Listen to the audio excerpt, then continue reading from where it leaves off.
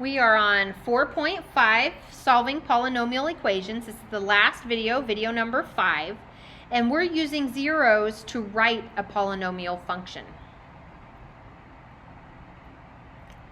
All right, so one thing we need to know is the vocabulary, the irrational conjugates theorem. If we have a plus square root of a number is a 0, then a minus the square root of the same number also has to be a 0, okay? So that's what this tells us. So if we go to our examples and we go to number 9, it tells me my zeros are 3 and 2 plus square root of 5. Well, that theorem just told me if 2 plus square root of 5 is a solution, so is 2 minus square root of 5. So I have 3 zeros, and I need to write my polynomial at least agree with a leading coefficient of 1. So I'm going to write this out as x minus 3, and I have x minus each of these zeros, okay? So that's what I'm writing in here. And I'm leaving those in parentheses, that 2 plus square root of 5 and the 2 minus square root of 5, because I have to distribute my negative. So I have x minus 3, and then I have x minus 2 minus square root of 5, and x minus 2 plus square root of 5, because minus a negative, or yeah, distributing that negative to that. Now I'm going to first multiply those two bigger things there, because they have 3 terms. So I'm going to do my 3 by 3 box, and I'm going to write x minus 2 minus square root of 5 across the top, and x minus 2 plus square root of 5 down the side. And each term gets its own row or column. And then I take, to find that first box, I take x times x, and I get x squared. Then I take x times negative 2, and I get negative 2x. X times negative square root of 5 is negative square root of 5x. Negative 2 times x is the second row here, is going to be a negative 2x. Negative 2 times negative 2 is a positive 4. Negative 2 times negative square root of 5 makes a positive 2 square root of 5. Go down to the bottom row. Square root of 5 times x is square root of 5x. Square root of 5x. Square root of 5 times negative 2 is negative 2 square root of 5.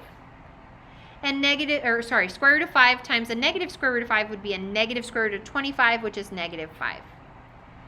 All right, so if we look at these are all those terms, and I'm just trying to simplify those. So we have some of them that are the same. I have a square root of 5x and a negative square root of 5x. When you add those up, they go away.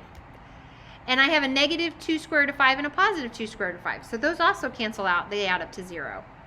So let's write out what we have left. I have x squared, and I have some like terms here, so I get a minus 4x, and then I have constants that are like terms, so I get minus 1. So that's just that one part of my polynomial there. I still have the x minus 3. So now I need to multiply these two things together, because I still have x minus 3, and now all the rest of it turned into x squared minus 4x minus 1. So I'm going to do a 2 by 3 box so I can multiply these together. Across the top, I'm going to have the trinomial. Down the side, I have the binomial. So I have x minus 3 down the side and x squared minus 4x minus 1 across the top. I'm going to multiply x times x squared, and I get x cubed. X times negative 4 is negative 4x squared. X times negative 1 is negative x. Negative 3 times x squared is negative 3x squared. Negative 3 times negative 4x is 12x. And negative 3 times negative 1 is 3. And everything I have left, I've done all my multiplication. This will be my final answer. So x cubed, then I have some like terms, negative 7x squared. Add up my like terms again, plus 11x. And then I have a constant, plus 3. So there is my polynomial function. Really, I should have had f of x in front of that or something, but that is how you multiply them together. So now I have 3 plus square root of 7 as a 0, so that means 3 minus square root of 7 also has to be a 0. So now let's write it out as our function. So I have x minus 2, and I'm going to go ahead and distribute the negative to both of the terms, so I end up with x minus 3 minus square root of 7, and x minus 3 plus square root of 7. Let's do our bigger multiplication first. So let's multiply those. Just don't forget we have the x minus 2 in the front. So I have a 3 by 3 box. Across the top, I'm going to write x minus 3 minus square root of 7. Down the side, I'm going to write x minus 3 plus square root of 7. Start multiplying. Just don't forget the x minus 2. And I'm going to go ahead and just, so I don't forget, draw the second box. I know I'm going to end up with a trinomial. My binomial down the side will be x minus 2. And I just need to find that by doing the multiplication up above. All right, so x times x is x squared. X times negative 3 is negative 3x. X times negative square root of 7 is negative square root of 7x. Multiply the next row, I get negative 3x. I get 9, negative 3 times negative 3, and I get 3 square root of 7. Bottom row, I'll end up with square root of 7x. I'll end up with a negative 3 square root of 7, and then I end up with a negative 7.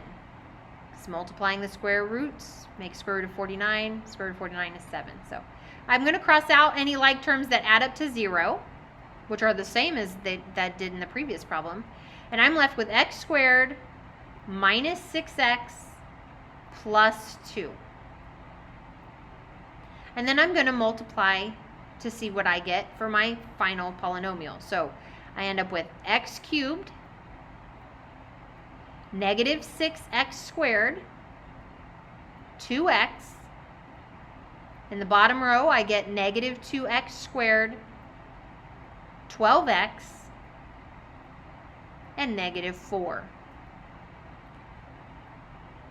So when I write out, after combining all like terms, write in standard form, there will be your polynomial function. So I get x cubed, negative 8x squared, plus 14x, minus 4.